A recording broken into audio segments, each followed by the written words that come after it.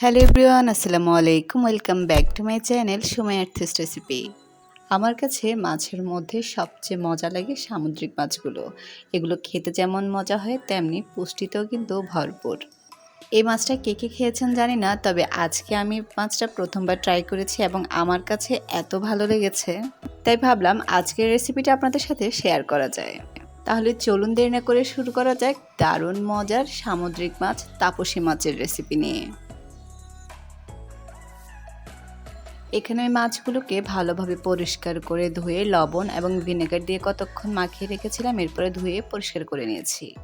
এরপর একটি কড়াই আমি তেল দিয়ে দিচ্ছি। তেলটা যখন গরম হয়ে আসবে তখন আমি এখানে বড় সাইজের 2টা পেঁয়াজ দিয়ে দিয়েছি। পেঁয়াজগুলো একটু নরম হওয়া পর্যন্ত এগুলোকে আমি ভেজে নিব।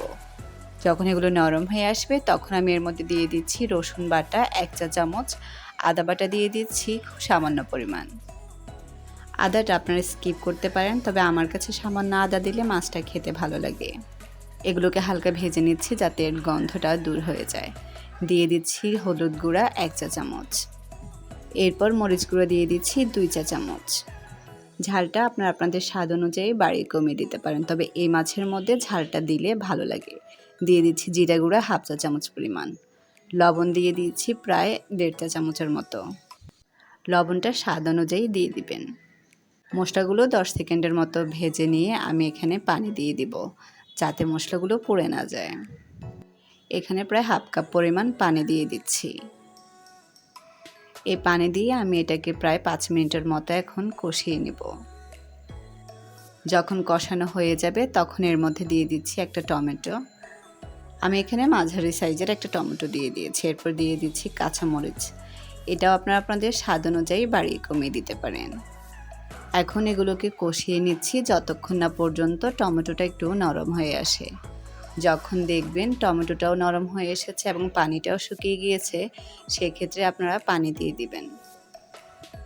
পানিটা এমনভাবে দিবেন যাতে দ্বিতীয়বার আর মাছ কষানোর সময় পানি দেওয়া না লাগে। এখন আমি এখানে 1 কাপের চেয়ে সামান্য একটু পরিমাণ পানি দিয়ে দিচ্ছি। পানিটাকে এখন আমি কষিয়ে নিব প্রায় 5 থেকে 7 মিনিটের মতো। একটা ঢাকনা দিয়ে ঢেকে দিচ্ছি। 5 মিনিট পর আমি ঢাকনাটা তুলে নিব। এই পর্যায়ে চুলার আঁচটা আপনারা মাঝারি আঁচে রাখবেন। আমার এগুলো প্রায় কষানো হয়ে গিয়েছে। এখন আমি এর মধ্যে মাছগুলো দিয়ে দিচ্ছি। মাছগুলোকে এখন কাঠি দিয়ে নেড়ে দিচ্ছি ভালোভাবে। এরপর আমি কিন্তু আর এর মধ্যে কোনো কিছু দিয়ে নাড়ব না, এটাকে এভাবে রেখে আমি রান্না করে নিব। চুলার আঁচ এই পর্যায়ে মিডিয়ামের থেকে একটু কমিয়ে দিব। পানিটা শুকিয়ে আসা পর্যন্ত আমি অপেক্ষা করব। পানিটা মোটামুটি শুকিয়ে আসছে। এই পর্যায়ে দেখবেন আমি কাঠি দিয়ে না নেড়ে পাতিলের এক সাইড দিয়ে ধরে এভাবে নেড়ে নিতে হবে। না হয় যদি আপনি চামচ দিয়ে নাড়তে যান সেক্ষেত্রে মাছগুলো ভেঙে যাবে। আপনারা যারা ঝোল তরকারি পছন্দ করেন এক্ষেত্রে আপনারা ধনেপাতা দিয়ে নামিয়ে নিতে পারেন। আমি আরেকটু শুকিয়ে নিচ্ছি। যখন এটা হয়ে আসবে তখন আমি এর মধ্যে ধনেপাতা দিয়ে দিচ্ছি। আমার মাছটা রান্না হয়ে গিয়েছে। আমি এখন এটাকে তুলে নিয়ে পরিবেশন করে নিচ্ছি।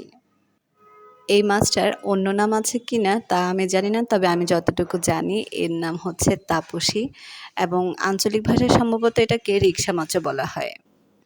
তবে যেটাই বলুক না কেন মাছটা খেতে কিন্তু অসম্ভব মজার।